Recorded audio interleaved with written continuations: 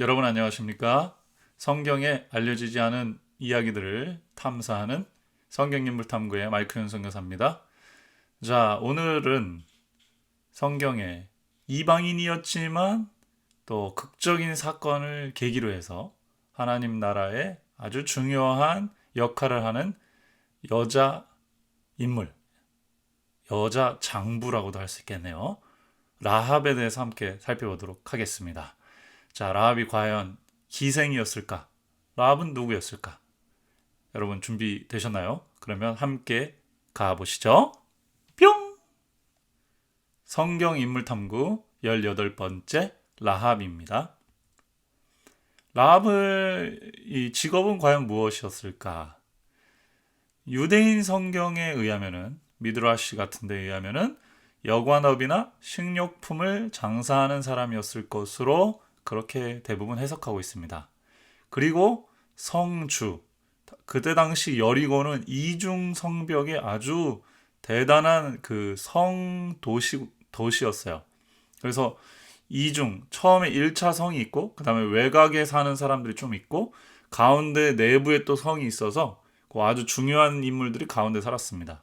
다시 말하면 라합은 그 가운데 이너시티, 중심에 있는 도시에 사는 사람은 아니었다는 것이죠. 그리고 그 사람들과 관계가 깊은 사람은 아니었을 거다. 그래서 어디에는 태생부터 여리고 사람이 아니었을 수도 있다. 뭐 여러 얘기가 있습니다. 아니면 부모님이 여리고 출신이 아니었을 수도 있다. 어쨌든 여리고 성이 이중 성벽으로 돼 있었고 외곽에 이방인들이나 나그네들이 들어왔을 때 쉬고 갈 수 있는 여관들이나 그런 것들이 있었겠죠. 숙박시설이. 거기에 라합이 기거했을 것으로, 그리고 거기서 일했을 것으로 그렇게 추측이 된다라고 보통 보고 있습니다. 그래서 장사를 하다 보니까 또 나그네들을 대우하다 보니까 외부에서 들어오는 소식에 제일 빠르고 민감했겠죠. 그래서 라합은 이스라엘 백성들이 홍해를 건너서 지금 오고 있다는 소식을 지나다니는 장사꾼들이나 나그네들을 통해서 정보를 들었을 것이고 그 소식을 듣고도 믿음이 생겨서 여호와 하나님에 대한 신앙을 갖게 된 그런 인물로 표현되고 있는 것입니다. 그렇지만 탈굼에서는 기생이라는 표현을 덧붙임으로써 기생 라합이다라고 하는 이미지가 붙어집니다. 탈굼이라고 하는 성경의 일종의 번역인데요. 70인역이라는 성경은 들어보셨나요? 70인역이라는 것은 구약 성경을 헬라어로 번역한 것을 말합니다. 그래서 그걸 LXX 70 그리고 70 몇 명의 제사장들이나 랍비들이 모여서 알렉산드리아에서 번역했기 때문에 알렉산드리아 사본이라고 부르기도 하죠. 근데 그 이전에 이미 이스라엘 백성들이 바벨론 포로로 끌려갔다가 페르시아 시대에 돌아오지 않습니까? 그러면서 벌써 그 이스라엘 백성들의 자손들의 특히 언어가 바뀌어요. 미국으로 이민 오신 부모님들이 이제 자녀들이 모국어가 영어가 되듯이 그렇게 해서 언어가 바뀌니까 자신들이 히브리어로 성경을 가르쳐줘도 잘 이해를 못합니다. 그래서 그걸 뭐 하냐면 번역해줘요. 그래서 이해할 수 있도록 만들어줍니다. 그 일이 이제 에스라서 같은 데에 기록되어 있거든요. 성경을 가르쳐줄 뿐만 아니라 해석해줬다고 되어 있는데 그리고 이해할 수 있도록 만들어줬다고 하는데 그것은 번역의 과정을 포함하는 것입니다. 그때 생긴 게 뭐냐면 탈굼 번역본입니다. 그리고 이 탈굼 번역본은 주로 회중들이 회당에서 예배드릴 때 사용했어요. 자, 무슨 말이냐? 히브리어 텍스트는 지금까지도 전해집니다. 히브리어 텍스트들은 전문 성경 연구자들이 원어 그대로 보고 싶어가지고 연구하는 문서죠. 근데 회당에서 예배드릴 때 그대로 쓰기에는 일반 민중들은 다른 말을 쓰고 있단 말이에요.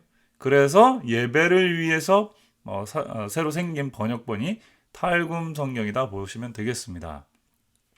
그래서 히브리어 그리고 랍비들의 생각 속에서는 이 라합이 기생이라고 하는 표현을 잘 쓰지 않고 있어요. 여관업에 종사하는 사람 정도로 봅니다. 그런데 탈구머에서는 이 라합을 기생 라합이다 이렇게 표현하면서 어떻게 보면 조금 더 그 여관업에서 기생업을 했을 것이라는 좀 더 구체적으로 나가면서 그랬던 사람일지라도 하나님께로 돌아오면 크게 쓰인다라는 개념을 담고 있는지도 모르겠어요. 왜냐하면 이스라엘 사람들이 바벨론으로 갔다 오면서 많은 타락과 타협을 경험하고 왔기 때문에 그렇게 이해했을 수도 있을 것 같습니다. 어쨌든 학자들마다 의견이 분분하지만 성경, 우리가 보고 있는 성경에는 이 탈굼의 번역에 의지를 많이 해서 기생 라합이라는 표현들이 나오는데 라합이 꼭 그렇게만 볼 필요는 없다라는 설명도 제가 드리고 싶었어요.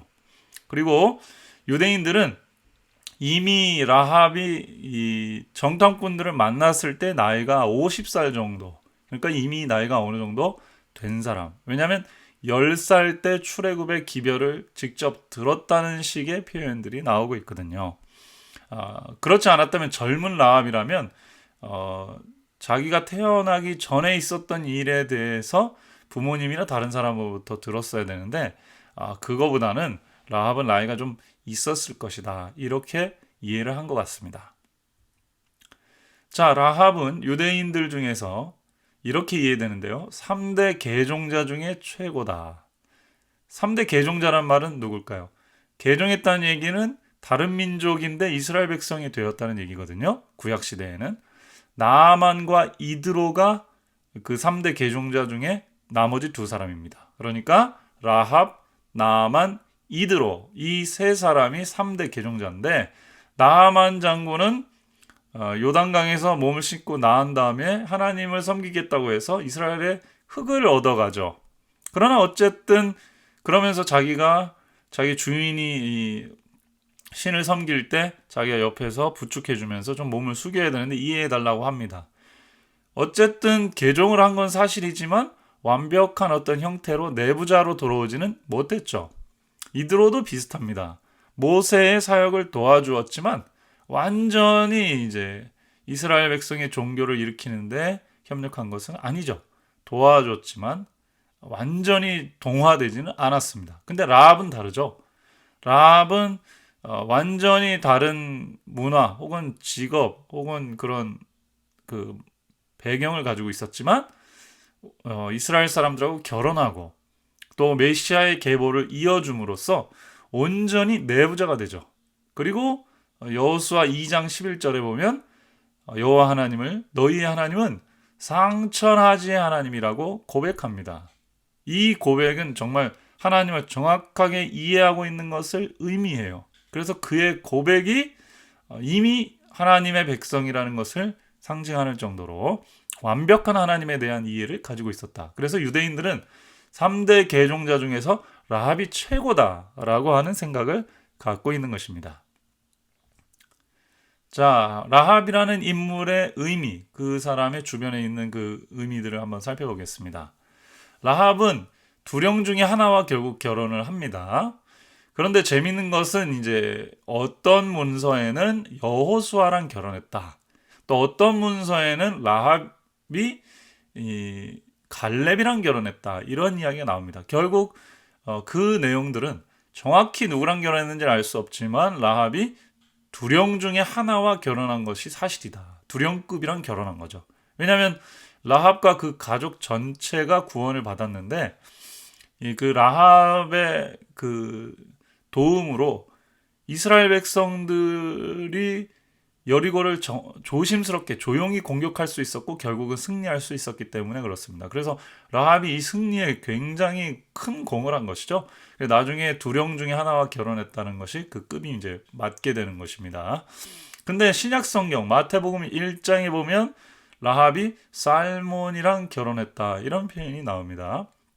그래서 어떤 학자들은 라합이 갈렙의 아들 살마가 있는데 그 이름이 비슷하거든요. 그래서 갈렙의 아들이랑 결혼한 것이 아니냐 또 이런 해석을 내리기도 합니다. 어쨌든 라합이 바로 구원 이후에 이스라엘 백성들의 지도자급과 결혼해서 보아스를 낳는 것으로 마태복음은 기록하고 있습니다.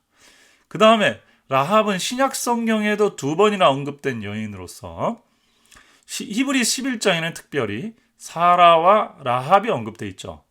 사라는 믿음으로 아들을 낳았다. 낳을 수 없는 중에 아들을 낳았기 때문에 믿음의 여장부로 기록이 되어 있고, 라합은 그죠?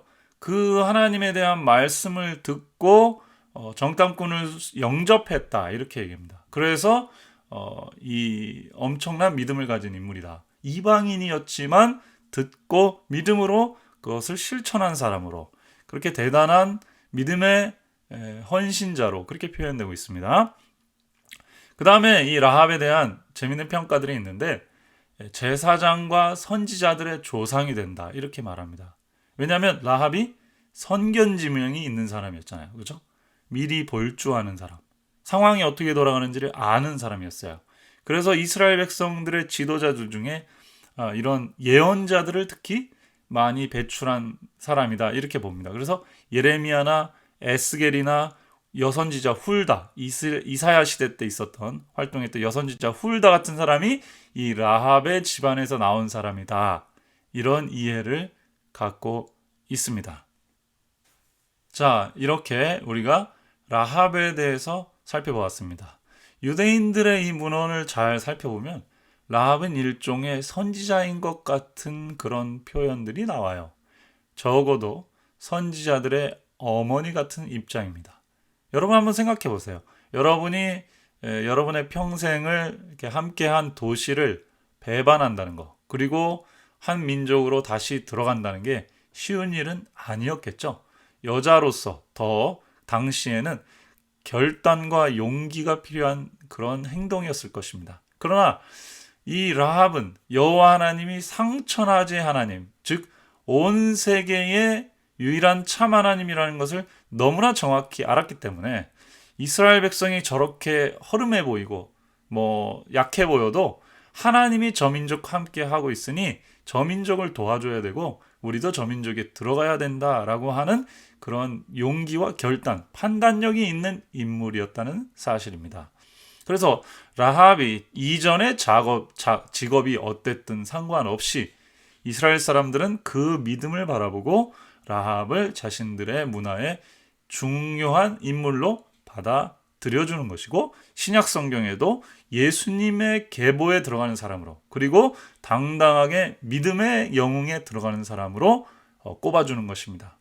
심지어 기생 라합이라고 부를지라도 하나님 나라를 위해서 굉장히 큰 일을 한 사람, 순간의 판단이 영원한 운명을 결정짓는다는 말을 하죠. 라합은 그 순간의 판단을 위한 이 엄청난 믿음의 결단으로 하나님 나라에 자신의 이름을 새겨놓은 그런 인물이 된 것입니다. 오늘날 우리 주변에도 이런 일들이 있을 수 있겠죠. 겉으로 볼 때는 믿음이 없어 보일지 모르지만은 중요한 순간에, 위기의 순간에, 결정적인 순간에 믿음, 결단을 나타냄으로써 하나님의 나라에 이름을 새길 수도 있을 것입니다. 그러니까 우리가 겉으로 보는 것만 가지고는 판단하기 어렵겠죠. 어떤 사람이든 영접하고 많은 사람이 이야기를 듣는 사람은 지혜가 있는 사람이 될 것입니다. 그리고 그렇게 지혜가 생기다 보면 결정적인 순간에 지혜로운 판단을 할 수 있게 되겠죠. 오늘 우리도 세상 돌아가는 사건들과 이러한 흐름들을 잘 판단하고 들어보고 편견 없이 사람들을 영접함으로써 우리도 지혜 있는 사람이 되었으면 좋겠고, 또 그 지혜를 기반으로 해서 하나님의 나라를 위해서 훌륭한 결단을 하는 모두가 되었으면 좋겠습니다. 자, 오늘 제가 준비한 이야기는 여기까지고요. 다음 이 시간에 더 유익한 이야기로 돌아오도록 하겠습니다. 여러분 감사합니다. 행복하세요. 바이바이.